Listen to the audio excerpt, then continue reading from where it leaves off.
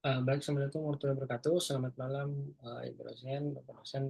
Di sini saya akan mempresentasikan terkait dengan ujian di Business Intelligence dan Analytics. Di sini nama saya Ahmad Zulkifli dengan NIM 260262323. Mungkin saya izin share screen untuk slide presentasinya.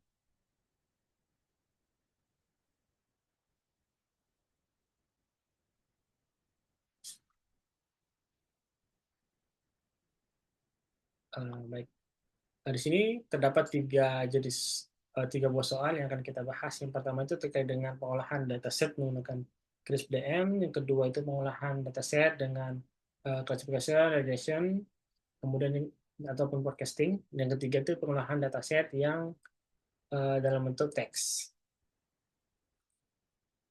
Baik, kemudian di sini kita akan masuk ke soal pertama, yaitu terkait dengan pengolahan dataset menggunakan tahapan pada metode CRISP-DM atau Cross Industry Standard Processing Data Mining.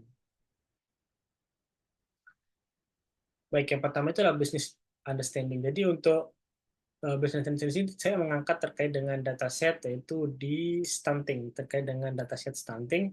Di sini tingginya angka stunting merupakan salah satu masalah kesehatan yang paling serius yang dihadapi oleh banyak, termasuk kita di Indonesia.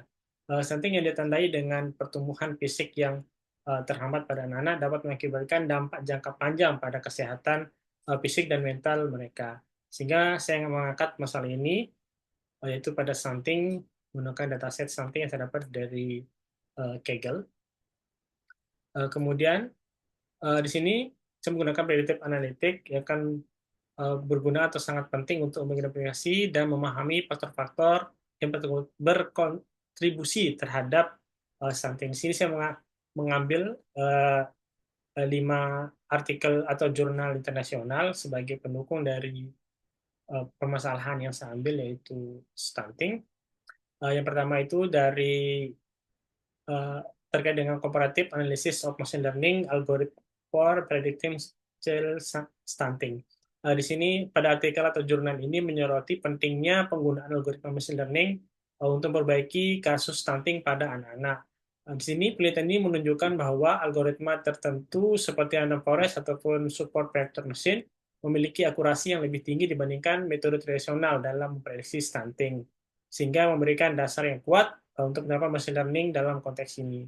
Kemudian untuk artikel atau jurnal kedua di sini terkait dengan machine learning approaches for predicting child malnutrition, systemic review. Di sini memberikan teori sistematis tentang berbagai pendekatan machine learning yang digunakan untuk memprediksi malnutrisi pada anak, termasuk stunting. Hasil dari tinjauan ini menunjukkan bahwa model berbasis machine learning dapat meningkatkan akurasi prediksi dan membantu identifikasi anak-anak berisiko mengalami malnutrisi yang sangat relevan untuk intervensi kesehatan masyarakat. Kemudian artikel ketiga terkait dengan using artificial intelligence to predict child stunting, a case study from Indonesia. Jadi di sini ada jurnal yang mengambil angkat di Indonesia. Di sini menunjukkan bagaimana kecerdasan buatan dan machine learning dapat digunakan untuk memprediksi stunting pada anak di Indonesia. Penelitian ini menggarisbawahi pentingnya data lokal dalam membangun model akurat dan relevan, serta menunjukkan bagaimana hasil analisis dapat digunakan untuk merancang program intervensi yang lebih efektif.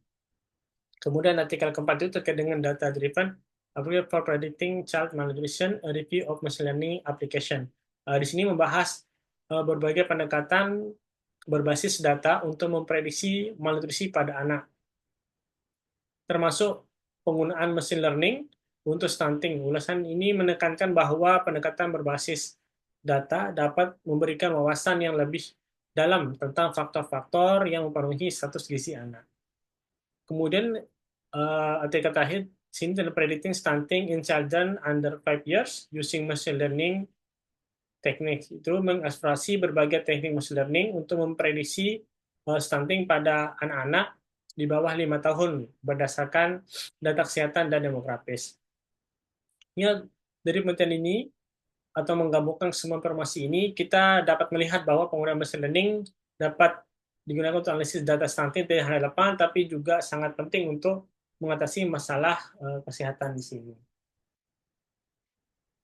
Baik, kemudian kita lanjutkan ke bagian data, itu untuk data understanding. Jadi pada tahapan ini kita akan menjabarkan setiap variabel dalam dataset, kemudian menentukan target dari variabel itu sendiri, kemudian menganalisis korelasi, dan nantinya kita akan menampilkan juga dalam bentuk grafik terkait dengan keterkaitan atau hubungan antar variabel. Baik, untuk variabel yang kita gunakan di sini yaitu sebenarnya dalam dataset ini terdapat 4 kolom atau 4 variabel, yaitu umur dalam bulan, kemudian tinggi badan cm, jenis kelamin, dan status gizi. Namun di sini saya fokus pada tiga kolom saja atau 3 variabel di sini, yaitu umur, bulan, tinggi badan, dan status gizi. Karena di sini saya tidak menganalisis lebih lanjut terkait hubungan antara stunting dengan jenis kelamin.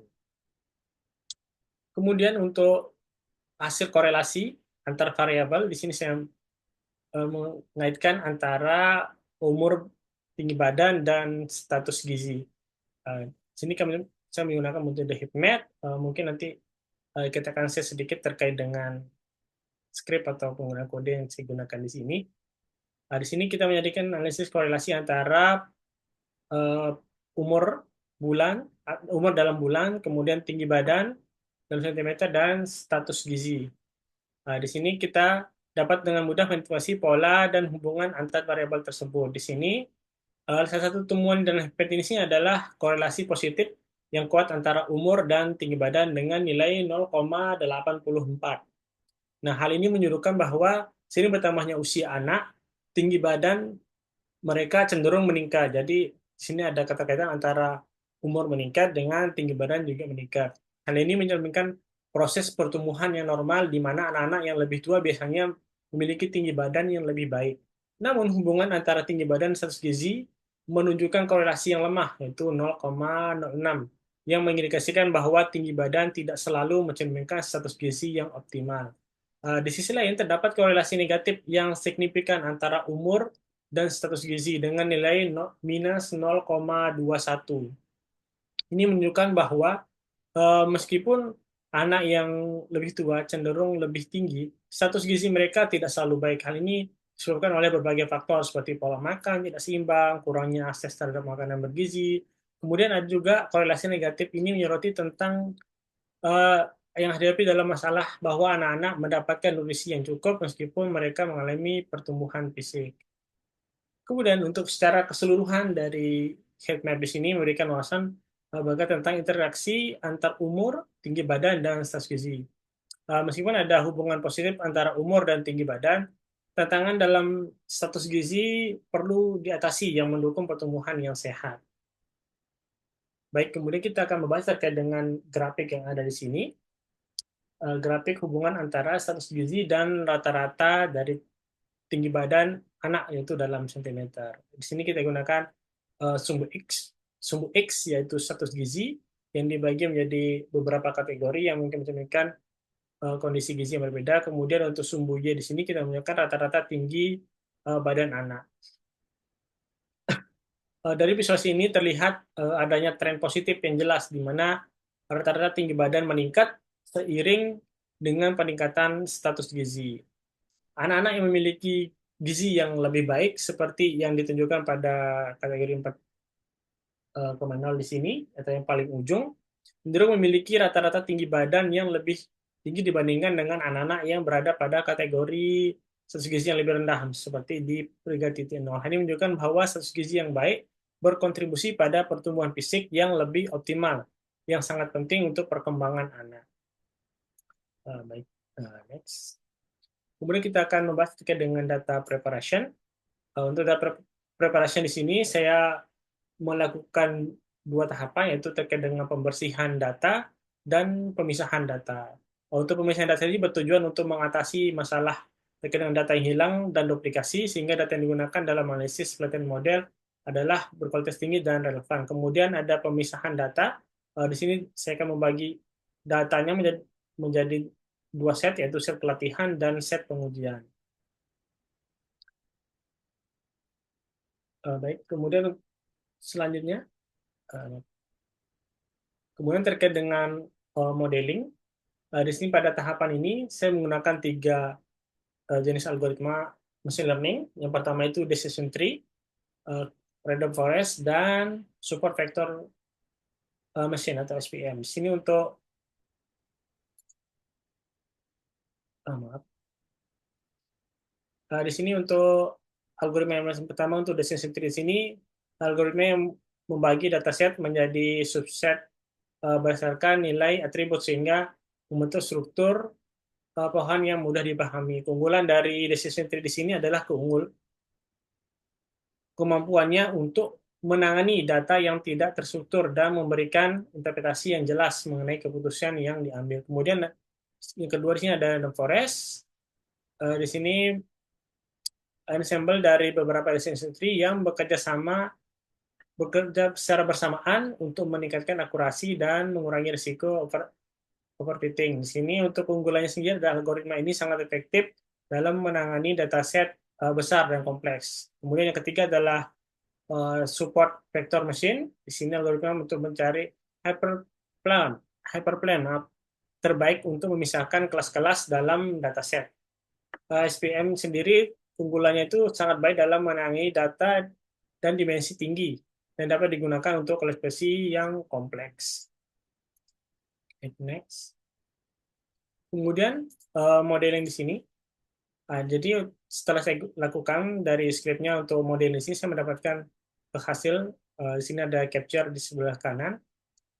Untuk hasil performa 3 model di sini menunjukkan bahwa support vector mesin atau SPM memiliki akurasi yang tertinggi, yaitu mencapai 97,73%. Diikuti oleh random forest dengan akurasi 97,02% dan decision tree dengan akurasi 96,98%. Kemudian terkait dengan evaluasi, jadi dari hasil modeling sebelumnya kita akan mengevaluasi dari hasilnya. Di sini kita menggunakan metrik performa, yaitu meliputi akurasi, presisi, recall, dan F1 score. Kemudian untuk yang pertama itu adalah decision tree. Untuk decision tree di sini memiliki akurasi 96,98% dengan precision di kelas 3 itu 98%, untuk yang stunting, dan kelas 4 itu tidak stunting itu 93%. Kemudian recall-nya 98 dan 94%, kemudian F1 score di 98% dan 89%, dan support di 4309 dan 1389. Untuk model decision tree menunjukkan akurasi yang tinggi dengan precision yang sangat baik untuk kelas stunting yaitu 98%, yang berarti bahwa dari semua prediksi yang dilakukan untuk kelas ini 98% adalah benar. Namun precision untuk kelas tidak stunting sini ada 93%, sedikit lebih rendah, menunjukkan bahwa ada beberapa kesalahan dalam mengklasifikasi balita yang tidak stunting. Recall yang tinggi untuk kedua kelas menunjukkan bahwa model ini mampu menangkap sebagian besar kasus stunting dan tidak stunting. F1 score yang tinggi juga menunjukkan keseimbangan yang baik antara precision dan recall. Kemudian untuk random forest di sini akurasinya kita melakukan perlakuan yang sama ya untuk ketiga jenis algoritma mesin learning di sini. Kemudian untuk random forest performance ini hasilnya itu ada akurasinya 97%, precision 98 dan 93%, recall untuk kelas 3 itu 98%, 9%, F1 score 98, 94, kemudian support 4309 dan 1389.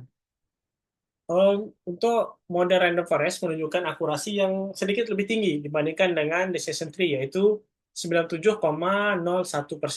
Precision untuk kelas stunting tetap tinggi, yaitu 98%, sementara precision untuk kelas tidak stunting juga stabil di 93%. Recall untuk kelas tidak stunting meningkat menjadi 92%, menunjukkan bahwa model ini lebih baik dalam menangkap kasus yang tidak stunting dibanding dengan decision tree. F1 score yang konsisten menunjukkan bahwa random forest mampu menjaga keseimbangan antara precision dan recall, menjadikan model sangat efektif untuk klasifikasi status gizi. Kemudian yang terakhir adalah terkait dengan vector machine SPM performance. Di sini akurasinya adalah 97,78%. Kemudian recall-nya adalah, presisinya adalah 99%, kemudian recall-nya 99 dan 95%, dari F1 score-nya 99 dan 95%, dan support-nya 309 dan 309. Untuk model SPM menunjukkan performa terbaik dengan akurasi 97,75%, precision untuk kelas stunting tetap tinggi, yaitu 98%, dan recall meningkat menjadi 99%, menunjukkan bahwa model ini sangat efektif dalam mengidentifikasi kasus stunting. Precision untuk kelas tidak stunting juga stabil di 95%, Evans score yang tinggi untuk kedua kelas menunjukkan bahwa SPM mampu menjaga keseimbangan yang baik antara precision dan recall, menyajikan pilihan yang sangat baik dan dalam klasifikasi status gizi. Kemudian, di sini kita akan membandingkan ketiga algoritma machine learning di sini, yaitu decision tree, random forest, dan support vector machine. Di sini kita dapatkan untuk di decision tree akurasinya 99,9%, precision 96,99%, kemudian recall 99,8%, dan depth score-nya 96,98%. Kemudian random forest 97,01%, precision 97,03%, recall 97,03%, dan Evans score 97,03% juga. Kemudian untuk SPM, akurasi di 97,78%, precision di 97,77%, recall 97,7%, dan Evans score 97,7%. Berdasarkan perbandingan di atas, semua model menunjukkan performa yang sangat baik dalam memprediksi status gizi balita. Namun, di sini support vector machine atau SPM menunjukkan hasil terbaik dengan akurasi tertinggi dan recall yang sangat baik untuk kelas stunting. Random forest juga menunjukkan performa yang solid, sementara decision tree meskipun efektif memiliki sedikit kelemahan dalam precision untuk kelas tidak stunting. Pemilihan model yang tepat dapat bergantung pada konteks dan kebutuhan spesifik dari analisis yang dilakukan. Jadi untuk saat ini dalam penggunaan dataset yang untuk stunting yang saya gunakan di sini, untuk yang hasil terbaik itu adalah di SVM atau support vector machine. Kemudian untuk kesimpulannya di sini, melalui analisis data yang cermat, kita dapat mengidentifikasi balita yang berisiko tinggi mengalami stunting dan merancang program intervensi yang lebih efektif. Model-model machine learning seperti decision tree, random forest, dan support vector machine telah menunjukkan akurasi yang tinggi dalam memprediksi status gizi anak. Hasil proses menunjukkan bahwa random forest dan SPM memberikan performa yang lebih baik dibandingkan dengan decision tree dengan akurasi 97%. Baik, kita akan lanjutkan ke soal nomor 2, yaitu terkait dengan pengolahan dataset yang berkaitan dengan salah satu topik berikut, yaitu regression, classification, clustering, dan forecasting. Untuk di soal nomor 2 ini saya mengambil untuk topik dengan classification.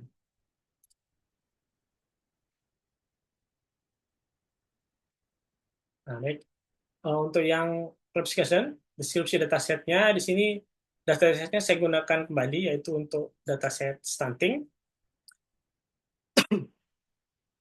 Di sini untuk datasetnya terdapat berisi 26.000 baris dengan 4 kolom, yaitu terkait dengan umur, bulan, kemudian jenis kelamin, tinggi badan, dan status gizi. Untuk jenis kelamin ini kita tidak gunakan. Jadi kita akan menggunakan untuk umur, tinggi badan, dan status gizi. Kemudian untuk pemilihan modelnya, di sini saya menggunakan model pengelasian multi-layer perception atau MLP, kemudian untuk arsitektur jaringannya menggunakan multi-layer feed-forward network. Kemudian untuk fungsi aktivasinya saya menggunakan rectifier linear unit atau ReLU. Kemudian untuk pembagian datanya, di sini saya membagi datanya sama dengan yang sebelumnya, itu 80 dan 20%, yaitu 80% untuk training dan 20% untuk pengujiannya. Kemudian untuk algoritma pelatihan sini MLP kita menggunakan algoritma back propagation. Kemudian untuk visualisasinya kita akan menggunakan dalam bentuk Seaborn dan Matplotlib. Kemudian untuk operasi kerja di sini kita menggunakan yang bersama, yaitu untuk presisi, recall, dan Evans score untuk setiap kategori status gizi, yaitu untuk status gizinya terdapat ada 4 status gizi, yaitu stunting, kemudian normal, tinggi, stunting, dan berisiko stunting. Baik, next.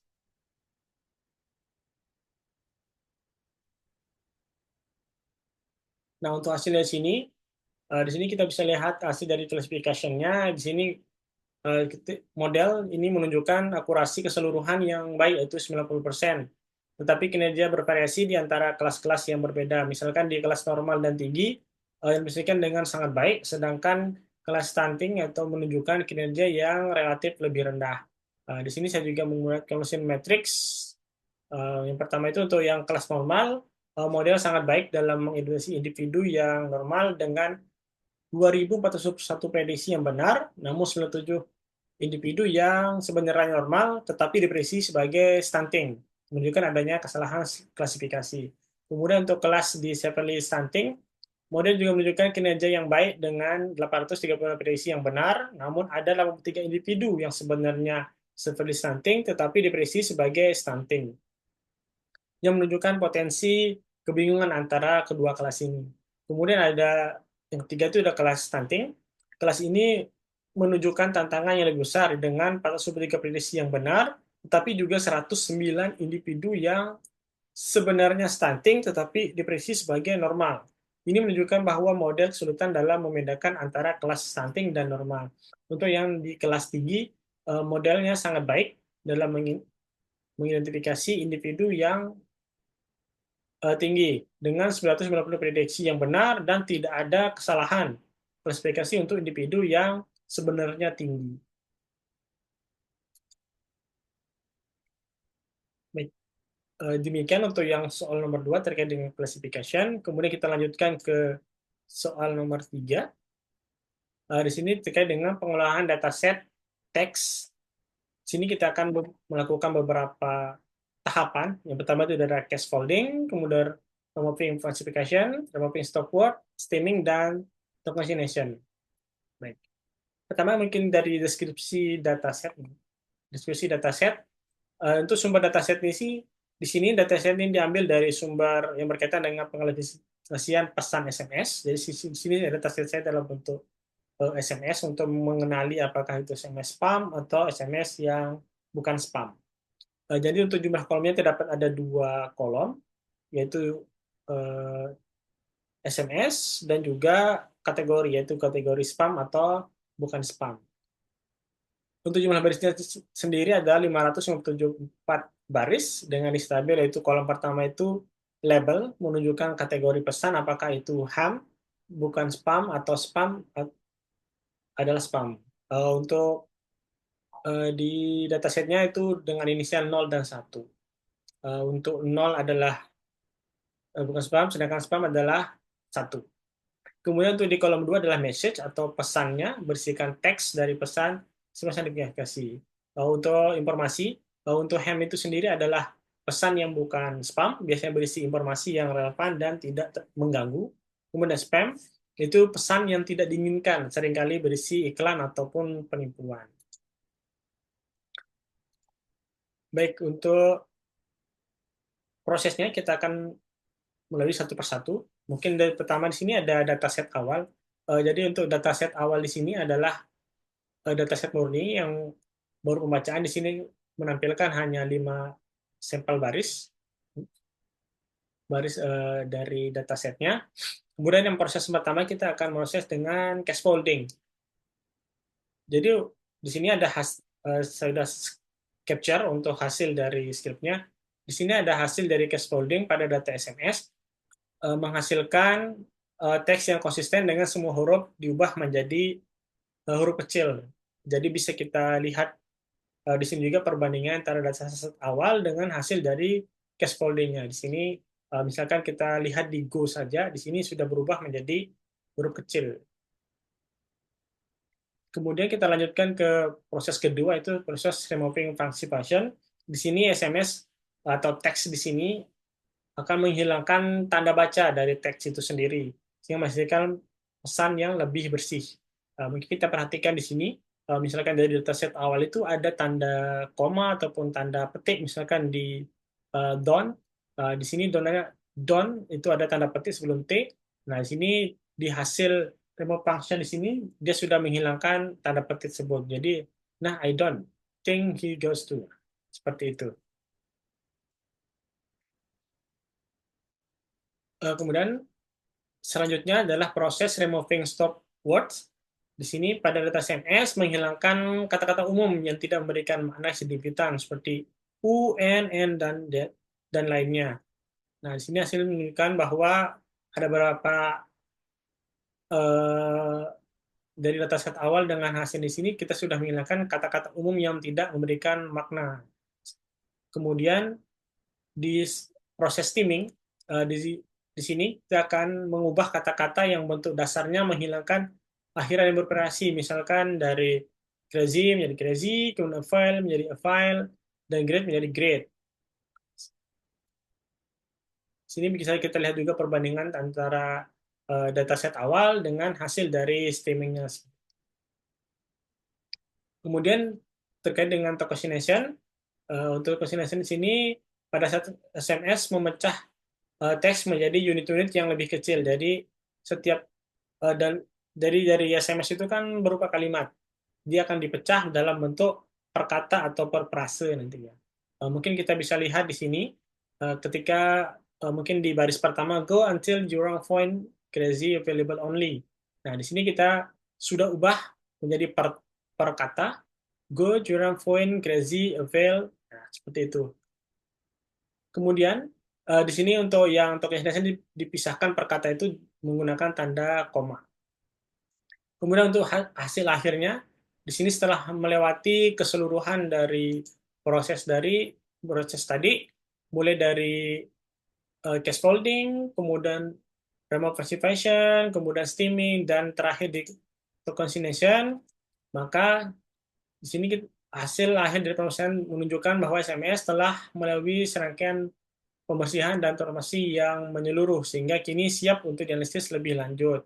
Proses ini tidak hanya menghilangkan elemen yang tidak perlu, tetapi juga menekankan pada kata-kata yang relevan dan signifikan, serta menyederhanakan struktur dari teks itu sendiri.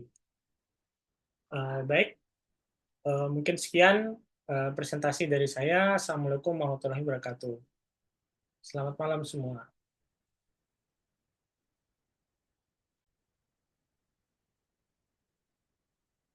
Baik, mungkin saya tambahkan terkait dengan script yang saya gunakan. Di sini untuk yang di soal nomor 1, mungkin review saja terkait dengan script dari setiap soal. Di sini saya menggunakan untuk Google Colab untuk mentraining dari data tersebut. Di sini ada yang pertama itu terkait dengan kita pembacaan dari dataset itu. Jadi untuk dataset ini saya menggunakan dua option untuk mengelola datanya itu. Yang pertama itu dengan cara mengunggah mulai dari laptop, kemudian bisa juga langsung mengakses dari Google Drive. Nah, ketika diakses maka akan menghasilkan, kemudian akan dibaca 5 baris pertama dari data itu sendiri. Kemudian di sini ada data understanding. Di sini kita menjabarkan untuk auto mapping dari status gizi itu bahwa kita mapping untuk kategorinya itu seperti stunting, stunting normal, dan tinggi.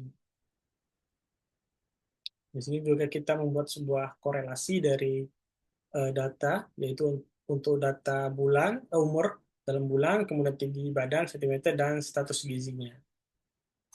Kemudian kita tambahkan juga untuk script membuat grafik perbandingan atau hubungan antara tinggi badan dengan status gizi.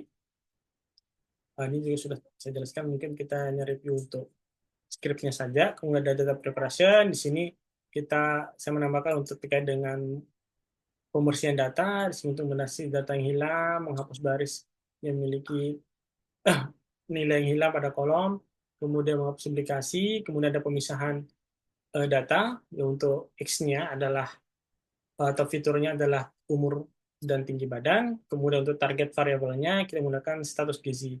Di sini saya misalkan untuk X-train dan X-test-nya. Di sini untuk data preparation-nya, training test-nya dengan 22/90, dan untuk setnya atau pelatihannya itu di 5.698. Kemudian untuk modelingnya, di sini untuk modelingnya kita panggil untuk fungsi dari decision tree, kemudian untuk random forest, kemudian di super vector machine. Nah, kemudian di sini kita akan print atau melihat hasil dari tadi menggunakan 3 algoritma machine learning tersebut. Kemudian ini ada evaluasi lagi terkait dengan Bayesian model, decision tree, dan forest. Kemudian kita tambahkan untuk akurasinya, itu akurasi, precision, recall, dan F1 skornya, F1 skornya. Kemudian sini kita print untuk hasil dari setiap akurasi, precision, recall, dan kemudian di terakhir kita buat perbandingan antara ketiga algoritma dari machine learning tersebut. Baik itu untuk yang script tadi yang pertama, kemudian untuk yang script yang kedua terkait dengan menggunakan classification. Di sini sama untuk membaca data set tersebut. Kemudian di sini untuk yang kita lakukan classification di sini pertama tetap kita lakukan clean data, kemudian split data, kemudian di sini kita misalkan kemudian kita tambahkan model untuk classification-nya, untuk prediction dan model evaluation-nya, kemudian ada confusion matrix-nya atau yang terakhir tadi, yang confusion matrix yang saya tampilkan. Kemudian untuk yang terakhir terkait dengan eh, script untuk yang dataset berbasis teks. Di sini untuk pembacaan data, di sini ada ditampilkan juga untuk 2 kolom yaitu SMS dan label. Untuk yang tanda satu ini adalah keterangannya untuk yang spam, yang nol label untuk yang ham atau yang bukan spam. Kemudian di sini script untuk kita melakukan beberapa proses untuk teks tersebut. Di sini ada kita tambahkan untuk case folding, kemudian removing function, kemudian represent stop word, stemming, kemudian kita print untuk hasilnya dari setiap bagian. Mungkin dari yang pertama itu kita tampilkan untuk dataset langsung atau dataset awalnya sebelum kita lakukan proses, kemudian kita print untuk hasil dari setelah case folding, kemudian removing participation, kemudian stop word, stemming, dan tokenization, dan terakhir kita tampilkan untuk hasil akhir dari pemrosesan teks tersebut dari keseluruhan proses mulai dari case folding hingga tokenization. Mungkin itu sekian dari saya.